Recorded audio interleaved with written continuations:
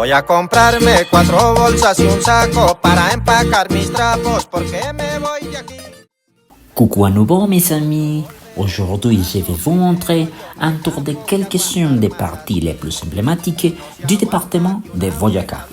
Allons-y. Está de moda, pero usted se pasó. Me volvió intensa. Le premier village de ce parcours est Villa de Leyva. La ville de Santa Maria de Leyva a été fondée le 12 juin 1572 par Andrés Díaz Venero de Leyva. Villa de Leyva est un village colonial et pittoresque avec des rues pavées et une culture sans pareil.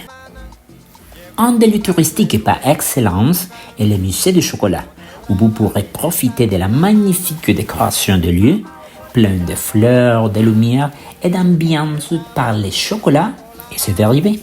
Déguster de magnifiques délicatesses, toutes à base de chocolat, comme la bière, les millefeuilles, les fraises au chocolat et bien d'autres préparations.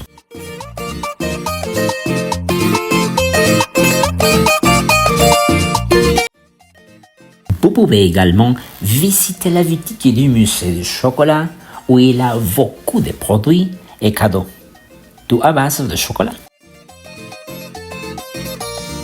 ¿Cómo es posible que ya se ponga?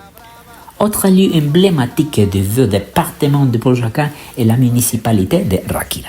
Fondée en 1580 par Fray Juan de los Barrios, Ráquira signifie ville de Pau, le lieu de naissance du célèbre chanteur de musique caranguera Jorge Velosa.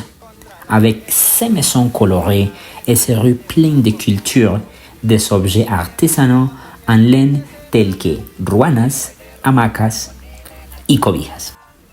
Dans les magasins, il est possible de trouver toutes sortes d'objets artisanaux en bois, tels que des masseurs, des produits en argile tels que des cruches, des tasses avec des noms et des phrases personnalisées, des pots, des masques et des cadeaux. Se pone brava si le saco la mama. Ya estoy mamao porque ya jode por nada.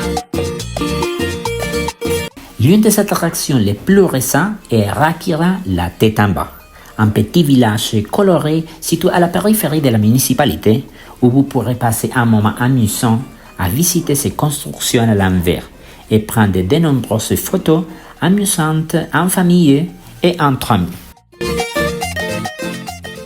Et on ne trouve pas seulement de belles plages dans la zone côtière de la Colombie.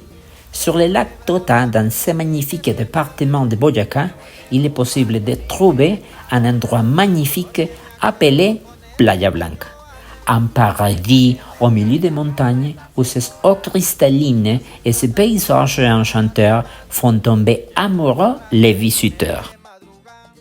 Un guide touristique vous accueille sur les lieux et vous invite à profiter de ce bel espace plein de tranquillité et de paix, où son sable blanc et ses eaux calmées sont l'espace idéal pour se reposer et se détendre.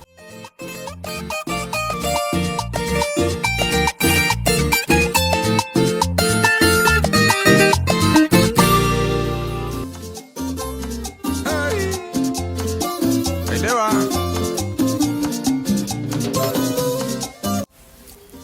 En suivant cette spectaculaire route se trouve la municipalité de Aquitania, fondée le 26 juin 1777 par le capitaine Juan de San Martín, une ville agricole connue par la production d'oignons qui approvisionne une grande partie de la Colombie. Une ville froide mais accueillante, des jeunes sympathiques et travailleurs. Aquitania est située à côté du lac de Tota, qui sert de source d'irrigation pour les cultures d'oignons, de pommes de terre et de fèves, entre autres.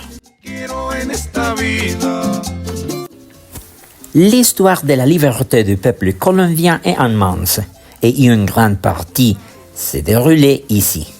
El Pantano de Vargas est un point stratégique de la libération de l'oppression espagnole qui a eu lieu le 25 juillet 1819, dirigé par le courageux général Simón Bolívar.